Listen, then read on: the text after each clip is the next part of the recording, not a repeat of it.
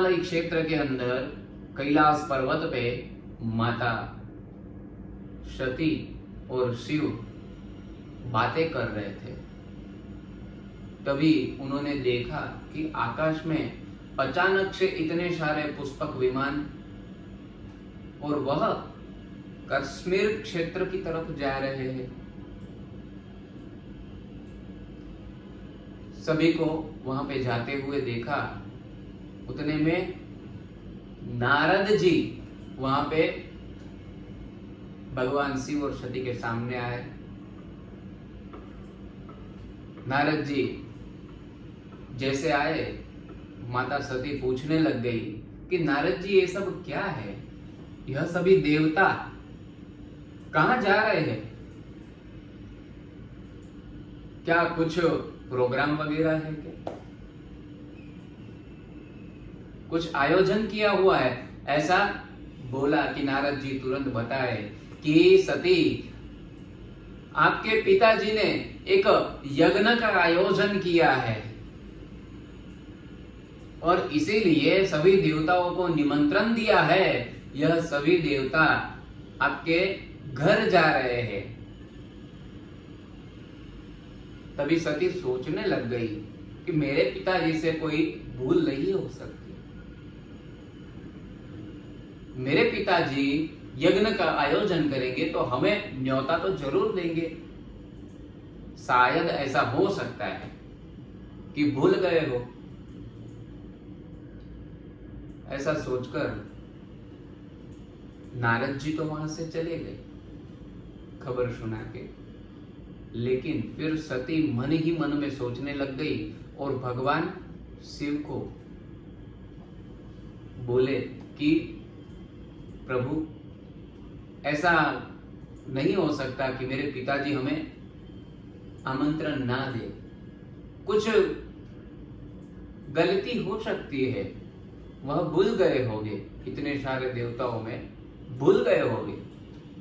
लेकिन शिव जो है वह सब कुछ जानते थे,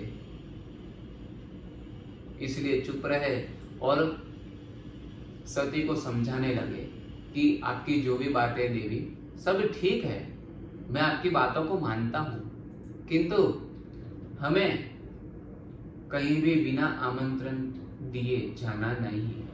हमें जाना नहीं चाहिए। अगर हमें आमंत्रित किया होता तो हम जरूर जाते, लेकिन हमें आमंत्रित नहीं किया है तो हमारा वहां पे जाना उचित नहीं है। भगवान शिव समझा रहे हैं, लेकिन माता सती मान नहीं रही। माता सती के मन में पिता के प्रति प्रेम भाव है, वह मान नहीं रही है। अब बातों ही बातों में सती जिद पे उतर आई और बोला कि मुझे आज्ञा दीजिए, मुझे पिताजी के वहां पे जाना है। अब भगवान शिव तो स्वभाव के भोले हैं, उन्होंने एक बार समझा दिया, माता नहीं मानी, जिद लेकर बैठी थी। लेकिन भगवान शिव ने मन से तो नाराज थे, फिर भी माता की खुशी के लिए उन्होंने हाँ बोल दी कि ठीक है। अब माता अपने घर पहुंची है, कश्मीर क्षेत्र में आई। राजा दक्ष अपनी दोनों पत्नियों के साथ बैठकर यज्ञ कर रहे हैं। सभी पूरा राज्य जो था सभी देवताओं से भरा हुआ है। सभी देवताओं को देखा, ब्रह्मा, विष्णु, इंद्र, सूर्य, वरुण, सभी देवताओं को सती ने एक ही नजर में देख लिया। अब बेटी आई तो राजा दक्ष ने उनको कोई बैठने के लिए ना आसन दिया, ना उनको वेलकम भी किया। यह तो सती ने अपने मन में नहीं लिया, किंतु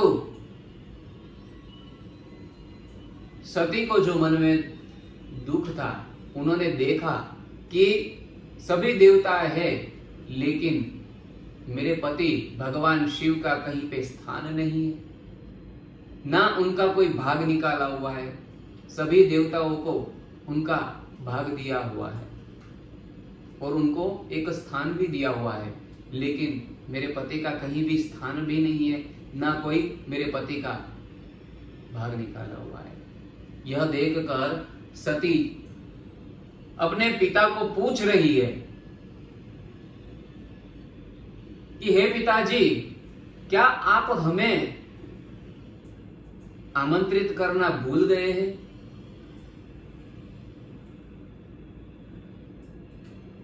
आपने सभी को आमंत्रित किया है, तो क्या आप हमें आमंत्रित करना भूल गए हैं? राजा दक्ष बोल रहे हैं कि मैं किसी को आमंत्रित करना नहीं भूला, यहाँ पे सभी देव बैठे हुए हैं।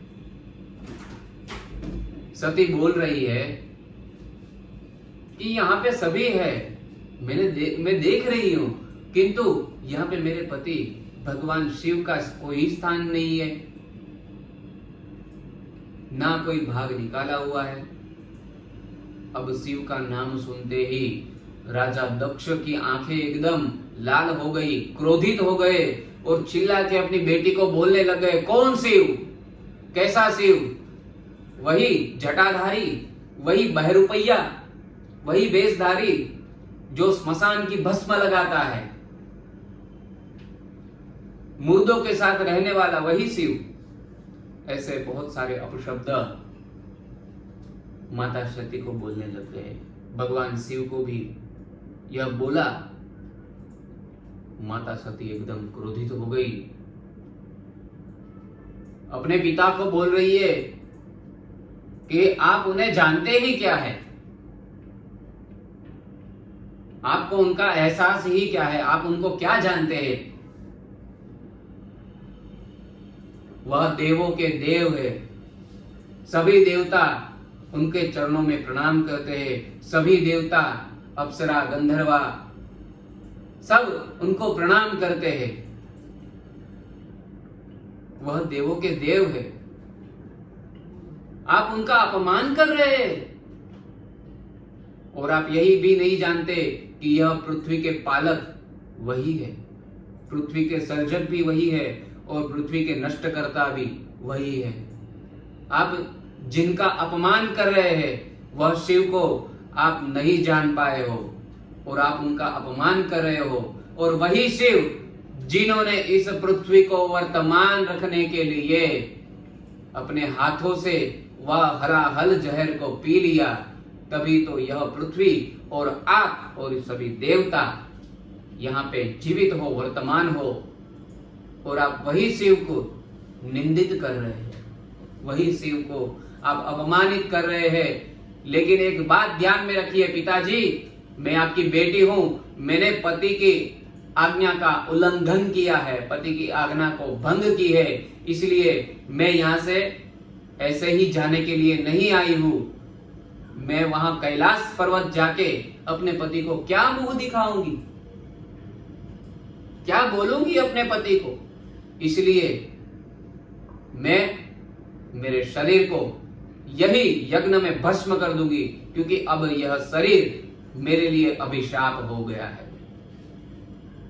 मैं यह शरीर भी शिव को दिखाने के लायक नहीं समझती। ऐसे बोलकर माता रोती हुई यज्ञ में कूद गई। वहां पे सब देवताओं का हाहाकार हो गया, अफरा तफरी मच गई। सभी देवता वहां पे इधर उधर भागने लग गए। जैसे ही भगवान शिव को मालूम पड़ा समाधिस्थ थे, तभी भगवान शिव ने समाधि में ही देखा कि अब सती नहीं रही है। तभी भगवान ने तांडव किया। भगवान शिव ने पृथ्वी को पूरा हिला कर रख दिया।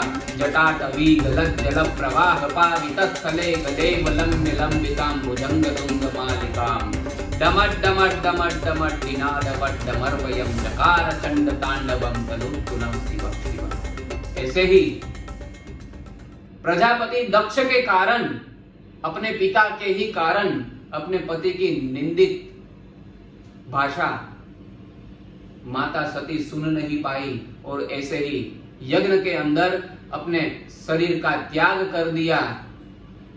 बस यही पुराणों के तथ्य के मुताबिक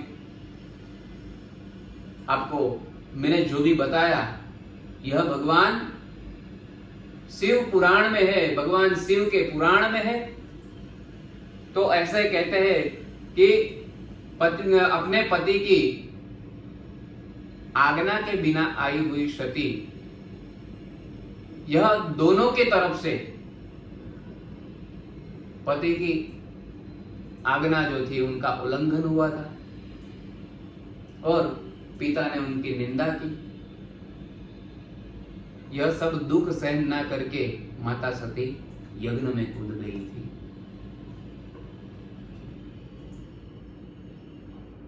तो मित्रों, ऐसे ही आप पुराणों के माध्यम से ज्ञानी होइए, अपने मित्रों को भी यह बातें बताइए कि ऐसा क्यों हुआ था। देवों के बारे में, विज्ञान के बारे में आप जानकर ज्ञानी बनिए, दूसरों को भी आप ज्ञानी बनाइए, बताइए। अस्तु।